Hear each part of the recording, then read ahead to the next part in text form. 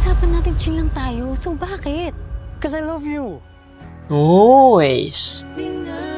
Suwabe ng bato, ha? Mukhang may pagka-bitter sa love si Ashton dito, yung role niya. First movie nila to, no? Di mo ako kailangan bigyan ng mga bulaklak. Siguro magiging way ni Andres dito yung mga bulaklak para kunin yung loob ni Ashton, no? Diba? Batang-bata yung atake. Parang immature yung role dito ni Ashton. Ka-there. Kader-der. Gusto ko yung pagka-inosente nung mukha ni Andres ni Kaderder. So, panoorin natin itong Minamahal. So, I think it is a coming of an age. Correct me if I am wrong. Coming of an age na movie.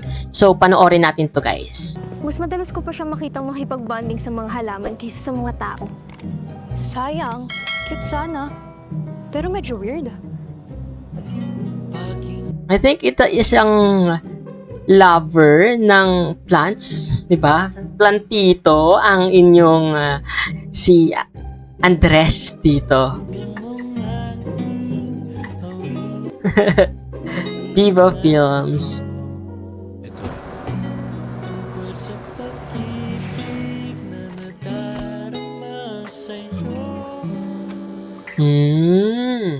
Mukhang may pagka-bitter sa love si Ashton dito, yung role niya.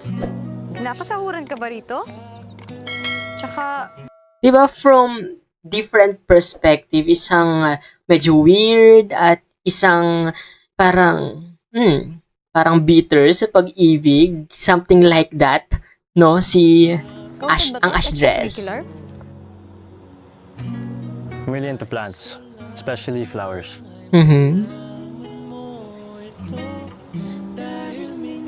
Here. Okay. Siguro magiging way ni Andres dito yung mga bulaklak para kunin yung loob ni Ashton, no? Based sa uniform nila, ito grade 11. So, it's a teenage love yung nararamdaman nila sa isa't isa. Parang maganda dito kung pagsapit ng after ng senior high school life nila, 'di ba?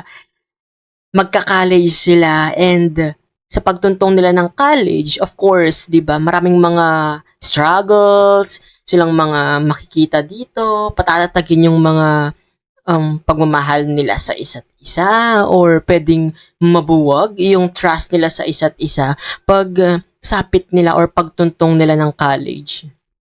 Bulaklak. Para sa'yo.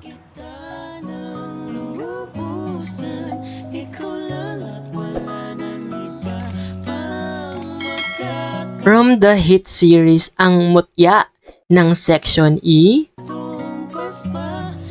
Andres Mulak. Grabe din kasi yung dinalang hype at kilig ng Ang Mutya ng Section E and luckily ay magkakaroon ito ng Season 2 or Book 2 which is ang dark side ng Ang Mutya ng Section E.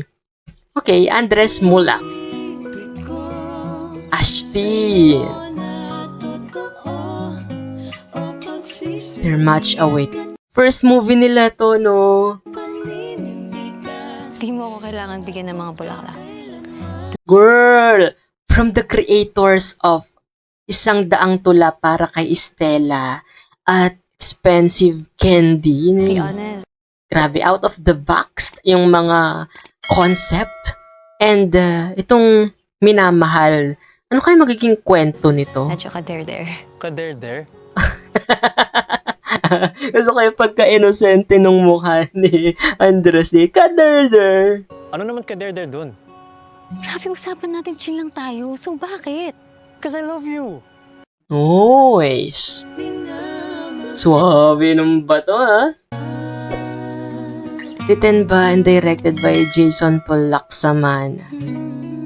Minamahal. September 24 in cinemas nationwide. That's it.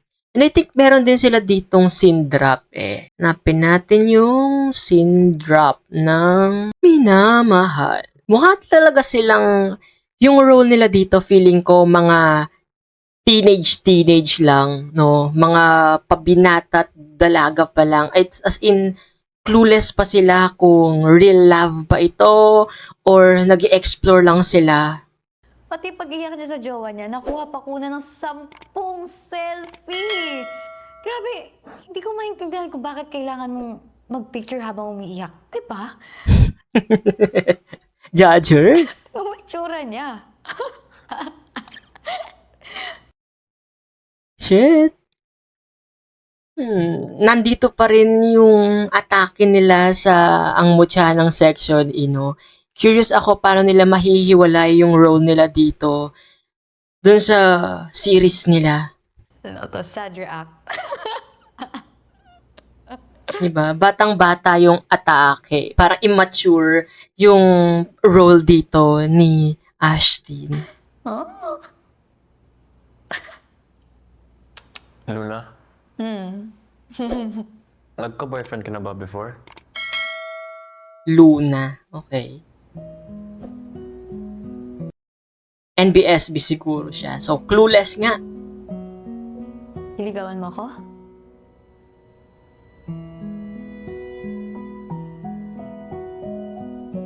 Gagi. Titigan pa lang nila, nakakaloka. Pwede ba? Diba?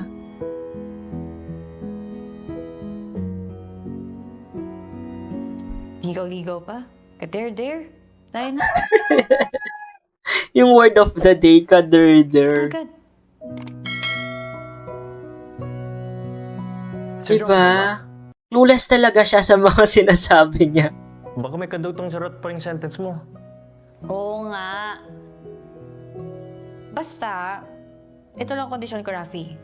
Kung paano tayo sa isa't isa ngayon, ganito lang tayo. Chill lang.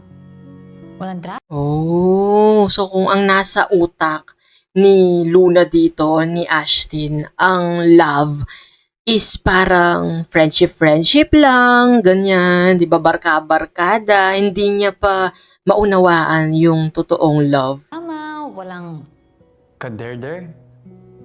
eksakto. Understood? Ma'am, yes ma'am.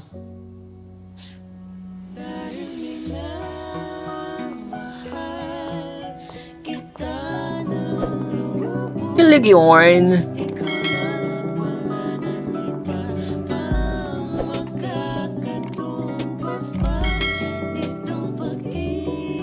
That's it.